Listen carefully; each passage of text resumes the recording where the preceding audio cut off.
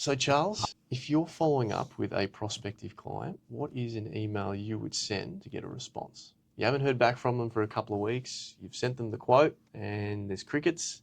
Yeah. So with the follow-ups, I always feel that it's personality driven. So what I would type would be my personality, which would be just simply asking.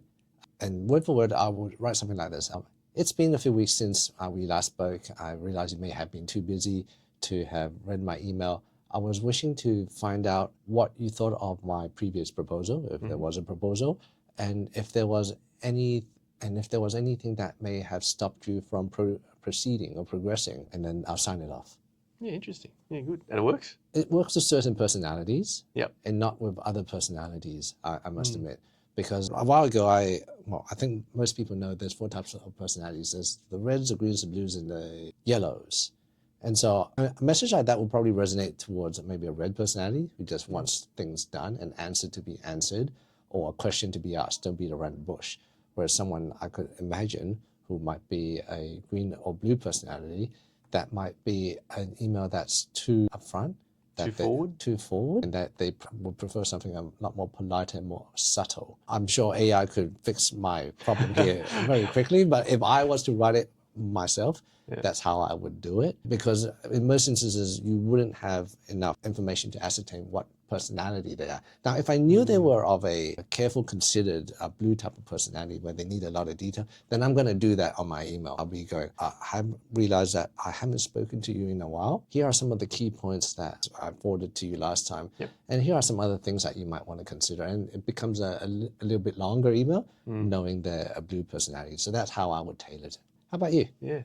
Generally, I'll type back to whatever their problem was that they reached out to solve in the first place. So if it's an issue with their tax bill or something like that, then I would type back in. So adding a little bit of value, triggering them a little bit. What if that problem isn't immediately apparent?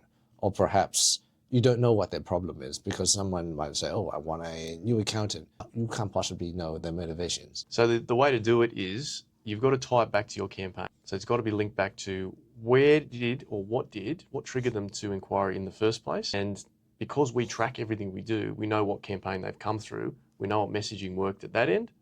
And the messaging, if you align it up at the other end, is going to work.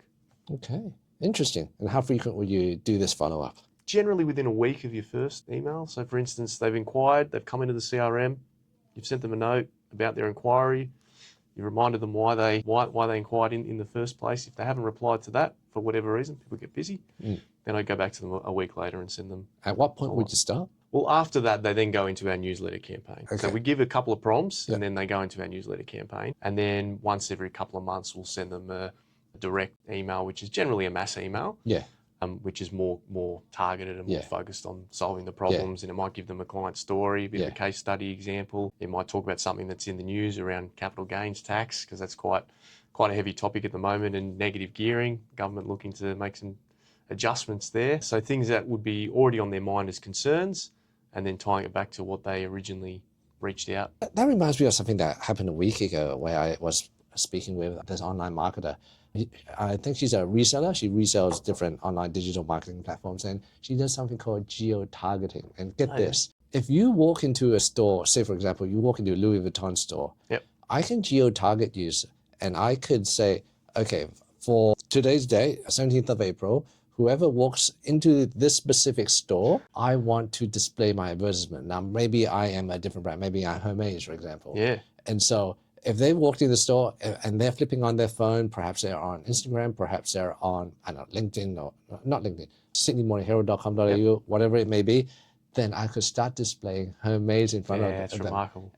With a specific message along the lines of maybe, didn't find what you liked at Louis Vuitton, resell luxury over their shoulder. It's remarkable. I mean, the other way you can do it, so if you've got you sell boats, for instance, and you know that the boat show's coming up at the ICC Centre, you can geo-target around there, and you know that a large percentage of those are going to be in the market, or the large percentage of people that actually go through the doors there are going to be in the market for a new boat, or have an existing boat that they're looking for accessories for. Accessories, yeah. Absolutely. So you can retarget them that way, and you're only really spending on the people that are in that area. Or even if you're selling something like luxury cars, someone who could afford a boat clearly could afford a luxury car. Definitely. Definitely. So understanding who your customer is at the end of the day, or your ideal target client, is where it's, is what it's all about. And then you figure out, well, where are these people? Up until maybe that phone call, I thought that my phone was listening to me, because at times I would be displayed advertisements from Dyson. I think it is. I still think it is.